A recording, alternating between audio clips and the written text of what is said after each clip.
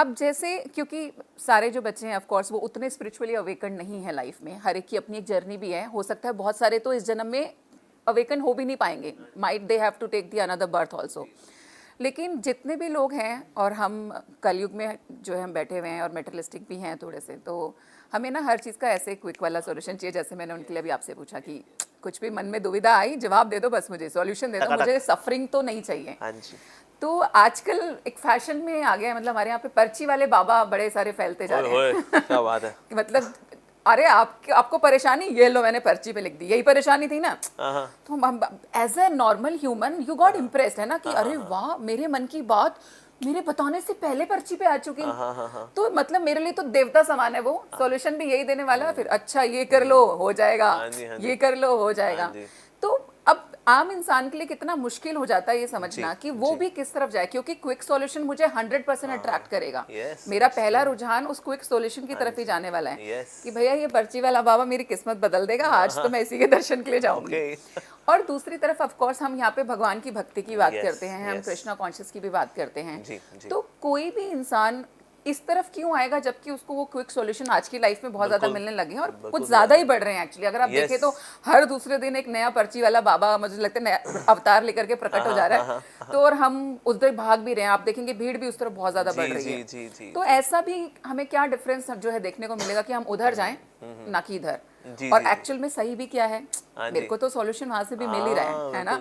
आप जो मुझे सॉल्यूशन दोगे हो सकता है मुझे थोड़ा टाइम लगे, राइट। तो मुझे क्या हमारे लिए एक्चुअली सही है।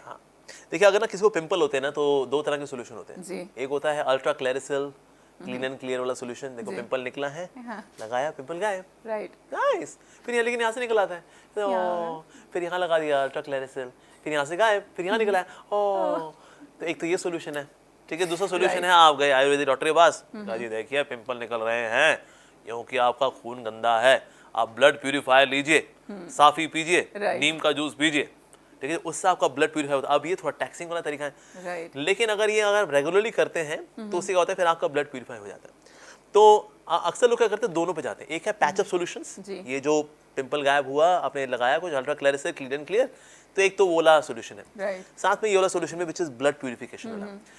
अब दोनों ही सॉल्यूशन काम कर रहे हैं। मान लो अगर वाकई में कोई व्यक्ति है और जेन्युइन, मान लो एक तो ढोंगी बाबा होते हैं कि पर्ची वर्ची क्या निकालना चाहिए, डोनेशन इकट्ठी करनी है, बाद में अय्याशियां करेंगे लड़कियों के साथ, और क्या। नहीं तो एक तो ये वाले बाबा होते हैं। कुछ होते हैं जो कि अपने स्वार्थ का तो नहीं देख रहे, पर वाकई में दोनों लोगों का भलाई करना चाह रहे हैं।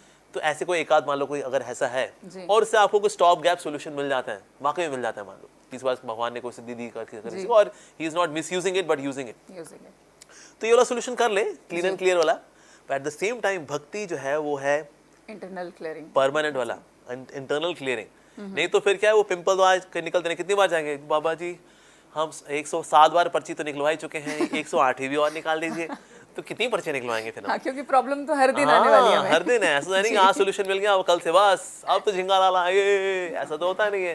तो प्रॉब्लम्स तो बनी रहेंगी। तो इसलिए परमानेंट सोल्यूशन है भक्ति। तो इसीलिए जन्म मृत्यु चक्कर से निकलना, ये कर्मों की पोथी को खत्म करना, that is the ultimate solution. तो इसीलिए इस परमानेंट वाले पे काम करें, ठीक है। और अगर कोई स्टॉप गैप सोल्यूशन दे देता है फॉर टाइम बिंग, वो भी कर लें अगर आपको इमीडिएट रिलीफ चाहिए, पर सोचें ये एवर लास्टिंग है ना। तो इसलिए दोनों पे काम करना चाहिए, साफी वाला भी करना चाहिए और क्लीन एंड क्लियर वाला भी करना चाहिए।